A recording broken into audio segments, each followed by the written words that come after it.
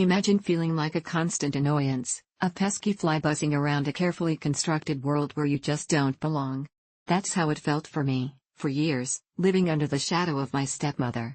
It wasn't until a new person entered my life that I truly understood just how deeply ingrained that feeling was, and how wrong it had all been. If you've ever felt like an outsider, or if you're just looking for a story that will make you rethink what normal family dynamics truly are, then you're in the right place. Before we dive into the heart of this tale, do me a favor, like this video, subscribe to the channel, and comment below with your thoughts. It really helps bring more incredible Reddit stories like this one to light. I'm 17 now, a quiet person who cleans up after herself, works part-time, and even pays for a lot of my own things. I'm not perfect, no one is, but I've honestly never been a problem child. Yet, for the past 6 years, ever since my father married my stepmother and they started their own family with 2 beautiful kids, she made me feel like the biggest problem in the world. It was a slow, insidious process, like a slow drip of poison that you don't realize is affecting you until it's too late. It started subtly, with an almost imperceptible annoyance whenever I'd arrive at my father's house for a visit. My mother, bless her heart, always taught me to wash my own dishes, a simple act of courtesy, right? But I still have this crystal clear memory of hearing my stepmother, through a slightly ajar door, tell my father that she would not clean other people's dishes or cook food for me. I was just a kid then, trying to navigate a new family dynamic, and that was the first time I truly felt like a nuisance, an unwelcome guest in a place that used to feel like home.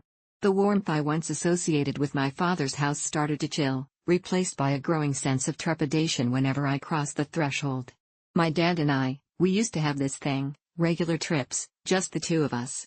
They were simple, but they were our time, filled with laughter and connection.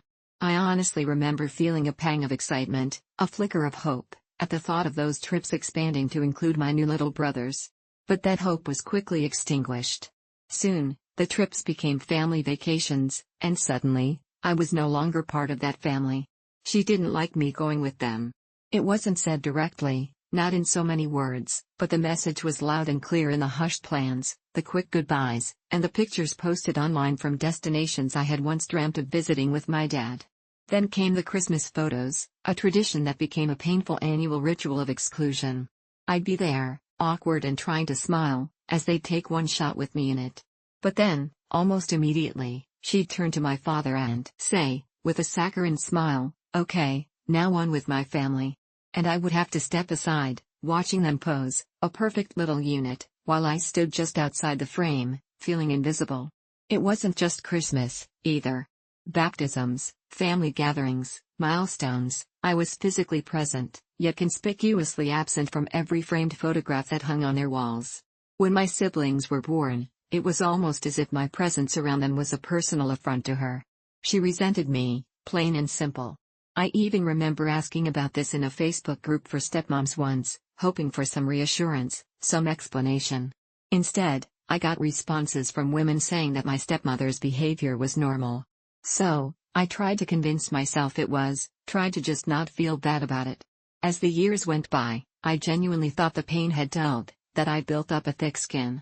Or so I thought, until my mother introduced me to her new boyfriend, a man I'll call Luigi, because honestly, he looks just like the character. Luigi has been dating my mom for about 2 years now, but he's been a friend of hers for much longer. He has a son from a previous relationship, and Luigi is just remarkably kind and genuinely funny. It felt incredibly strange, almost unsettling, to feel so comfortable around an adult, especially one connected to my family. I had forgotten what that felt like. One day, he was planning a vacation, and I remember hearing him casually include me in his plans, as if it were the most natural thing in the world. His son and I actually get along really well, and he even invites me on outings with them. My mother is pregnant now, and honestly, that news brought back a wave of dormant trauma, a reflexive expectation that I would be pushed aside again, just like with my stepmother and her children. I automatically braced myself for Luigi to follow suit, for the inevitable exclusion. But it didn't happen. My mother and Luigi, they always include both his son and me in all their plans, without question, without hesitation, without making us feel like an imposition. Thanks to Luigi, I slowly, painfully, began to realize something profound: my stepmother's behavior was not normal. That normal I had forced myself to accept, it was a lie. And the realization, though clarifying, still hurt, a deep, aching wound reopening with fresh clarity. Everything finally exploded yesterday. My father and his family were getting ready to take their typical Christmas photo, and my father told me, just like every year, that he would take one with me later, one that he would keep hidden away in his office. I stayed home, feeling silly and childish for letting myself feel sad about it again. My mother hugged me, but this time, something broke inside me. I was tired. I was just so utterly tired. And for the first time, I finally told my mother, in detail, about the real treatment I'd been enduring for years. And for the first time, I saw Luigi angry, truly furious. He picked up the phone, called my father, and I heard him tell him everything. I even laughed a little, a slightly hysterical, cathartic laugh, when I heard him describe my stepmother as an insecure psychopath. Luigi later apologized to my mother for his choice of words, but he then told her something that shook me to my core.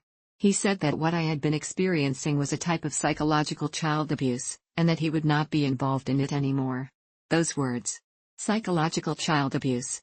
They hit me with the force of a tidal wave. They made me realize, with devastating clarity, that it was true. I had been bullied, systematically and relentlessly, by a grown woman, just for existing. She was insecure about a kid. I was a kid when I met her. I was a kid when she started making me feel insecure in my own house. I was a kid when she started calling me a weekend daughter. This wasn't normal, this wasn't okay, and it was never, ever my fault. Now, I stand at a crossroads. I don't want to see my father again, not if it means being subjected to that environment. I don't want to live my adulthood around a person who clearly hates me, who actively worked to diminish my self-worth. But there's another part of me, a defiant part, that doesn't want her to win by giving her exactly what she wants, for me to simply disappear. The path forward is uncertain, but one thing is clear, I will no longer accept being treated like a nasty fly. This realization, sparked by a kind stranger who showed me what true family inclusion looks like, has changed everything. It's a bitter truth, but finally, I can see it. Thank you for listening to my story. If it resonated with you, or if you have your own experiences with complicated family dynamics, please share them in the comments below. Your support means the world, and I'll be back soon with another story that might just open your eyes, too.